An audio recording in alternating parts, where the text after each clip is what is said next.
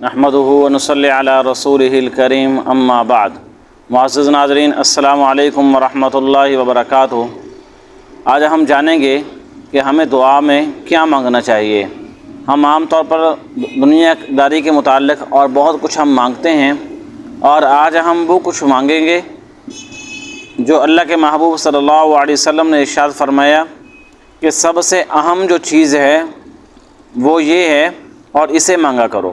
عام طور پر پہلی بات تو یہ ہے کہ ہم مانگتے ہی نہیں ہیں، اور اگر مانگتے بھی ہیں تو دنیا کی چیزیں ہم مانگتے ہیں، اللہ یہ دے دے، یہ رشتہ ہے، یہ فلاں ہے، یہ پریشانی ہے، یہ مصیبت ہے، اور یہ چیز نہیں مل رہی۔ رزق کے متعلق ہم مانگتے ہیں، اور اس طرح اولاد کی پریشانی ہیں، جتنے بھی مصائب اور حالات ہیں ہم ان کے متعلق ہے۔ پہلی بات تو یہ کہ ہم مانگتے نہیں ہیں، اور اگر ہم مانگتے ہیں تو یہ مانگتے ہیں۔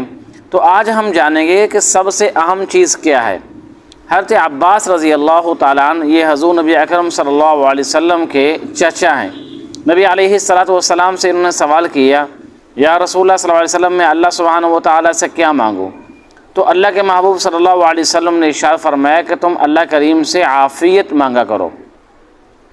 کچھ دن گزر گئے، پھر انہوں نے سوال کیا، یا رسول اللہ صلی اللہ علیہ وسلم، میں اللہ سبحانہ و تعالیٰ سے کیا مانگوں؟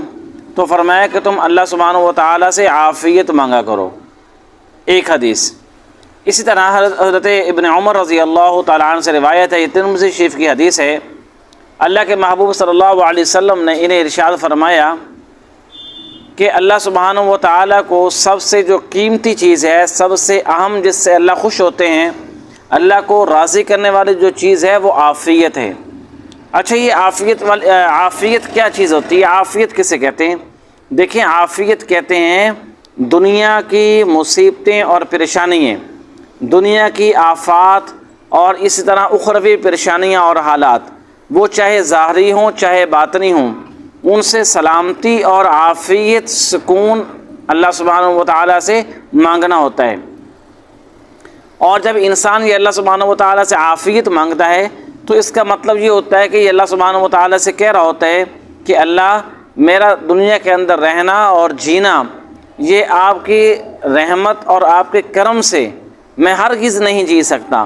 اور پھر یہ انسان اپنی زبان حال سے یہ کہہ رہا ہوتا ہے کہ اللہ، دنیا کے اندر جو کچھ بھی ہے وہ آپ کے کرم اور آپ کے فضل سے ہے، میں آپ کی دنیا کے اعتبار سے اور اخروی اعتبار سے جو پریشانیاں ہیں، جو مصائب، جو حالات ہیں دنیا کے اندر بھی اور آخرت کے اندر بھی، ظاہر ہے کہ آخرت کے بھی کتنے مسائل ہیں، قبر ہے، پھر جہنم ہے، ان کے وہ کتنے مراحل ہیں، پل صراط سے گزرنا ہے، ان سارے مراحل سے اللہ، میں آپ کی عافیت چاہتا ہوں۔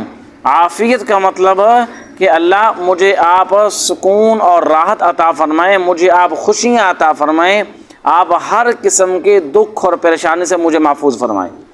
اور آج کون ہے جو یہ دعویٰ کرتا ہے کہ میں پریشانی سے بچا ہوا ہوں، میں کیا ہوں، مجھے ضرورت نہیں ہے دعا کی، میں کیا ہوں، مجھے دکھ نہیں ہے، مجھے پریشانی نہیں ہے، مجھے کیا کوئی بیماری نہیں ہے، مجھے کسی قسم کی کوئی تکلیف کو عارضی کی تو نہیں ہے، مجھے کسی کا خوف نہیں ہے، مجھے کسی کا ڈر نہیں ہے، میرے دل کے اندر کسی قسم کا کوئی مسئلہ نہیں ہے، دنیا کے اعتبار سے بھی اور اخروی اعتبار سے بھی۔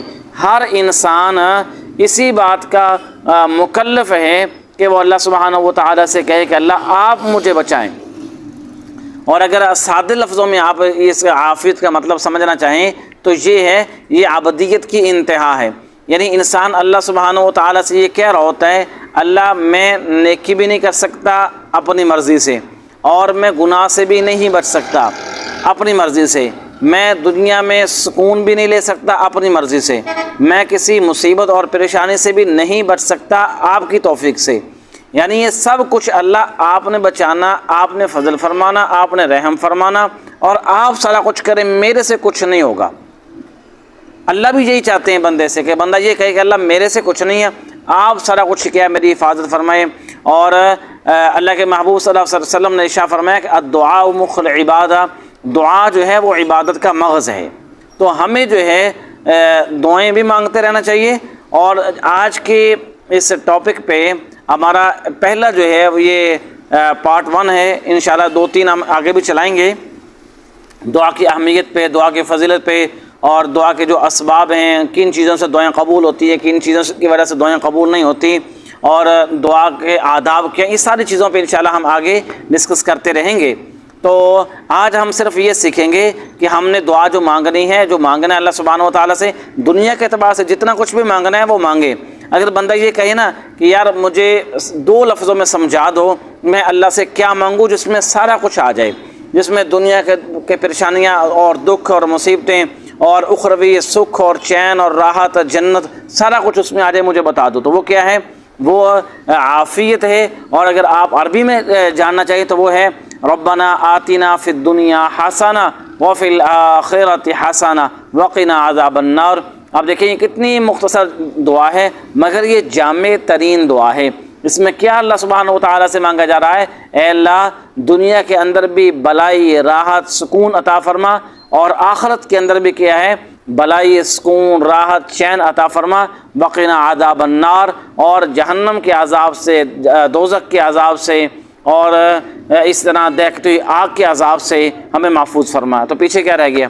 تو اسی طرح عربی میں ایک اور دعا بھی ہے، اللہم انی اسألک العافیہ، اسی عافیت کے متعلق ہے، اللہم انی اسألک العافیہ فی الدنیا والآخرہ۔ یہ کیا ہے؟ اے اللہ میں آپ سے سوال کرتا ہوں دنیا کے اندر بھی عافیت کا اور آخرت کے اندر بھی عافیت کا، یعنی اے اللہ مجھے آپ اپنی عافیت والا معاملہ مجھ پہ فرما، اپنی عافیت کی لپیٹ میں مجھے لے لے۔ یعنی آپ یوں کہہ رہے ہیں کہ اللہ آپ ہر اعتبار سے مجھے محفوظ فرمائیں، جیسے آپ چاہتے ہیں مجھے آپ ویسا چلائیں۔ تو امید ہے ناظرین آپ اس کو غور سے سنیں گے بھی، اور انشاءاللہ آپ ضرور اس پہ عمل کریں گے۔ اللہ ہمیں سمجھنے اور عمل کی توفیق عطا فرمائے۔